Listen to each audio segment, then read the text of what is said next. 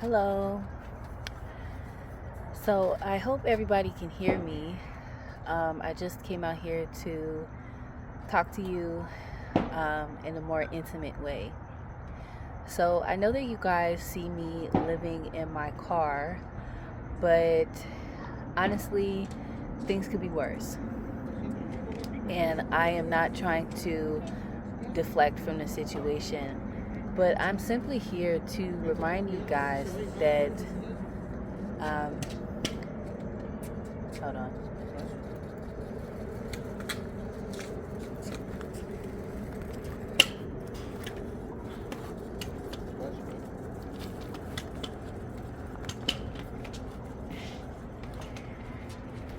The truth is that we don't know.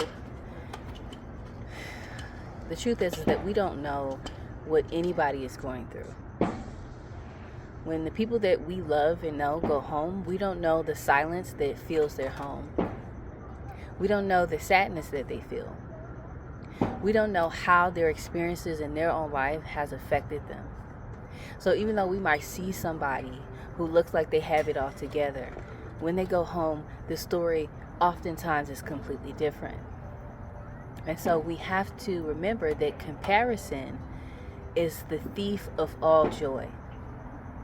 And so in these times where we feel like we're down and we feel like we're going through the toughest obstacles possible, there's always a silver lining.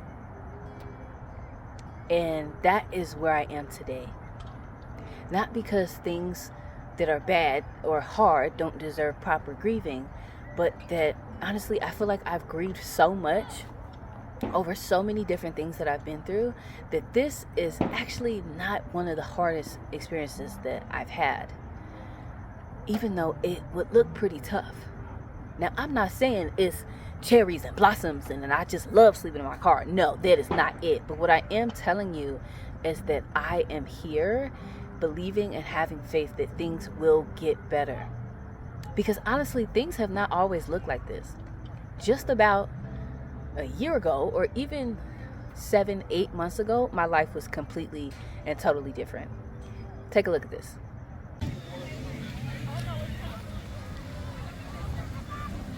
I see why God included beaches on the list of his greatest pleasures.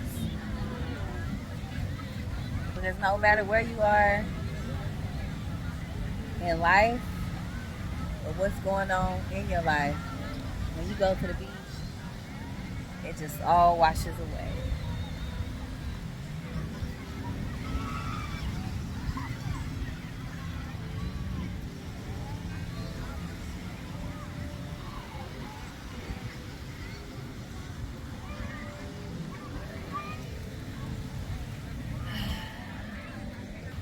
So happy I decided to stay on the cruise.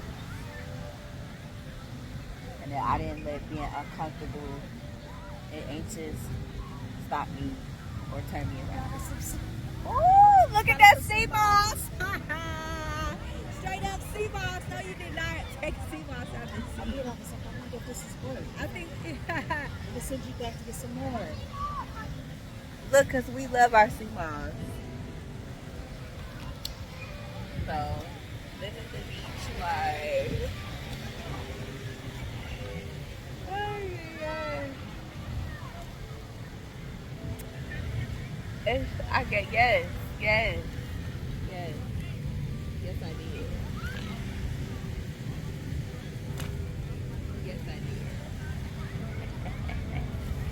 Yes, I did. Yes, I did. Yes, I did. Yes, I did.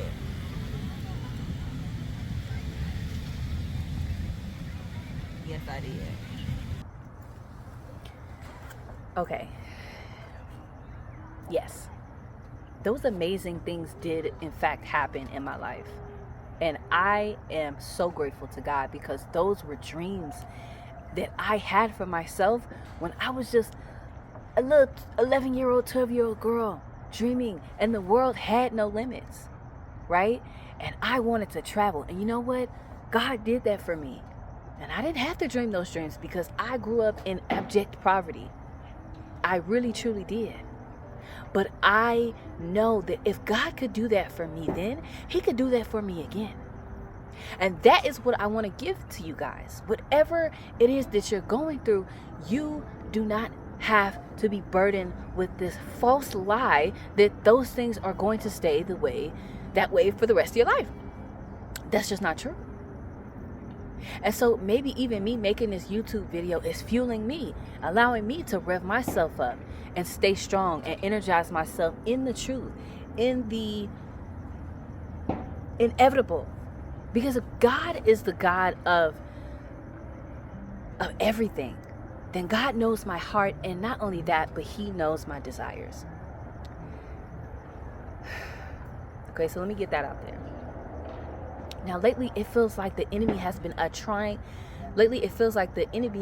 trying to attack my finances.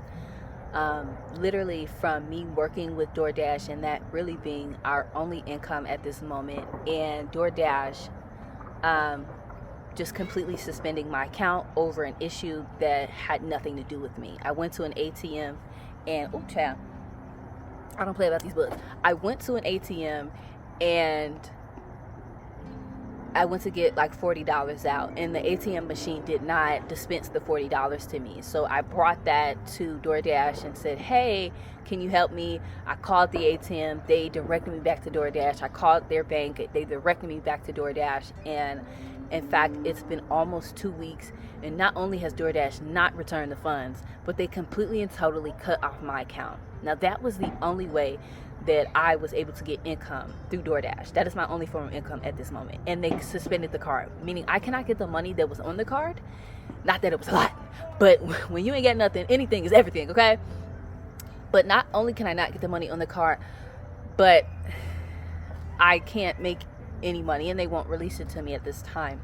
So I'm really, I can't make any money through them at this time. So I really am just like, okay, God, what are you saying right now? Because there's got to be something that you're redirecting me to, because I have been praying for God to overflow my finances. And for this to happen, I said, you know what? Maybe God is trying to redirect me, even though it feels really harsh, even though it's like, this is terrible timing. How are we gonna sustain and eat and do things that normal people need to do? But you know what? God is a sustainer. And even in going through these trials and tribulations, I'm going to tell you one thing I know to be true. I have not went to bed hungry. Hello. I still got gas in that tank. Hello. So my mom managed to get a part-time job, and it's not much, because these days these companies don't even want to give you the hours to make over $200. God damn it. Ooh, I'm sorry. I'm still, you know what I mean. I didn't say God. I said GOT. And so we're working with that, probably working on $90 a week at this point. And I had about $38 in that DoorDash account when they decided to suspend the account. So let's take a breather for that. But yes, all of these things have taken place. And y'all, I am just like, I have my good days and my bad days. I'm not going to hold you. But I'm still holding on. Okay? So I want you guys to know that I'm here, and I want you guys to follow me on this journey. When I came out here to California, the idea was not to be living out no car. That wasn't it. I had expected the business ventures that I had a business, I have a business. Look at me talking about had. I do have a clothing business, and I was just so faithful that that was going to take off for me, and that we were going to make money online, and that we wouldn't need to work a 9-to-5. And that's one of the reasons why I felt more confident to come out here, because I had invested so much money into that business. I was just like, it's gonna work. And 2 months later, child, that thing ain't brought in a dime. And maybe there's some things that I could have done differently, but I will say that I believe God has been directing me towards a different path. Sometimes we do things for money, and we live in a world, in an era where they're just bombarding you with ads and advertisements and new ways to make money, but nobody's talking about purpose, and nobody's talking about passion. And so God will literally sit you down, and he will tell you, look, I didn't bring you here to do that. I did not bring you here to do that. And if it's not successful, well, maybe it's because I'm trying to redirect you to something else. And so that's what I feel like he's doing. And so I have to really lean on to that understanding, knowing that I know what God called me to do. I know he wants me to be in this industry. I know he wants me to be a writer. I know he desires for me to be a creator. I know he desires for me to tell stories that have never been told. I believe that that's what he's called me to do. Therefore, in these moments, I've got to hold on to that. Yes, I thought things were going to be differently. Yes, I have a lot of nights where I'm like, what did I just do? What did I just get myself into? How did I fail this? How did I drop the ball? So much guilt, so much self-blame. How is that working for me? How can that ever work in my favor? I'm sitting up trying to blame myself when in reality, God's trying to open a door for me that I actually truly want. Because to be honest, I really just opened the business venture I really just started the business to sell clothing for money. I really did it for that. Yes, I fell for the okie doke, okay? Yes, I fell for the make this quick cash online. And I'm not saying that you can't make money online and still not fulfill your purpose, but because I still want to make money online and fulfill my purpose. But what I'm saying is that the very thing that I've been crying out to God for, it is time for me to receive the benefits of that and receive and really live in his purpose. Okay? So that is what I have for you.